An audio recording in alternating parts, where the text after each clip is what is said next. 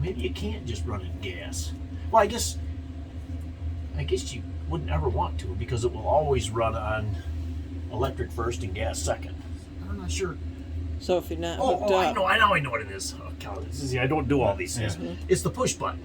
So the push is in and that's out. Now it will run on gas, Okay. not on electric. That's what Okay. it is. Okay, yeah. Yeah. Got to read directions. I Gotta guess. turn it Yeah. on Yeah. anyways. Yeah, but auto's always a good way to go because Mm-hmm. as long as you got propane, it'll Yep. and it gets it hard and it actually keeps ice cream hard. So, Okay.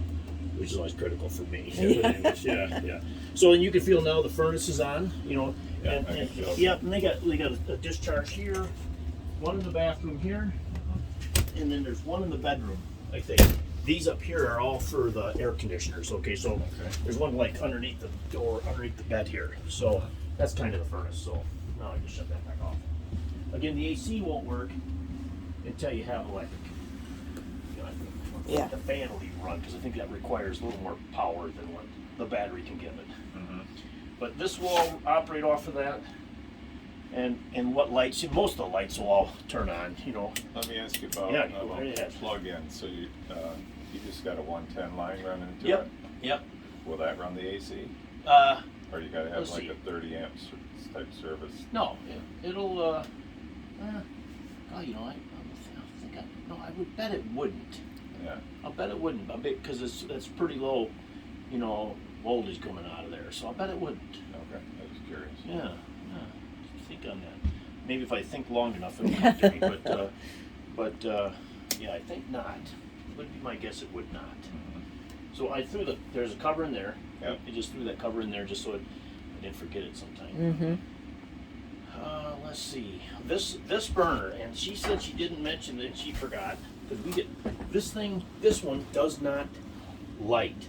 Okay, that's and it lights, but I mean it not with a spark. But I never took it apart to be honest Okay. with you. You just have to light it with Yeah, a I'd light it match with a match, lighter. Okay. So if you turn this one on, and then they go right away, and that other back one goes right away. I said that. So, anyways, that one works good. So what is this doing? Directing to which one?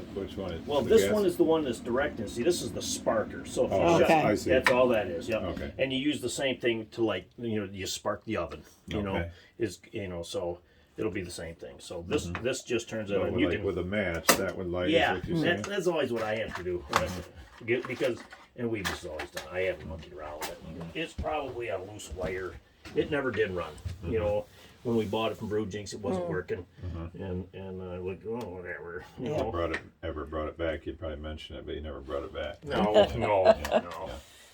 And I don't know, maybe there's a little loose wire. It's probably a nickel dime deal in there, but I've never monkeyed with it.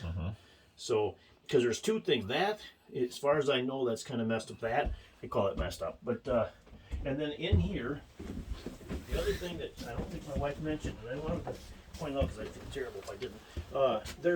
Outside, there's a thing they call it a tank flush. Now, the guy at Brew Jinx said don't even use it. Just put a gallon or a bag of ice, like when you're going to come home or something. You might put a bag of ice and a little bit of treatment and just kind of drive home. Just let the ice cubes like that, in the toilet. Oh, on the toilet. And he says he'd never use it. Now I don't know because I plugged it in one time to turn the water onto it, and I got water coming, and to be honest with you, I never looked at it any further, but it was like when I put the hose to it out there, and I'll show you where that is. It leaked in here somewhere, and so actually I guess it was my son that did it. They were gonna flush. They were all camping, and so I just put this faucet in. But anyways, I would not use the tank flush. The Okay. guy at Brew Jinx said don't use it, and my brother's a big RVer. He says just put a 5-gallon or a 5-pound bag of ice. That's always kind of good. Yeah. And you can put a little,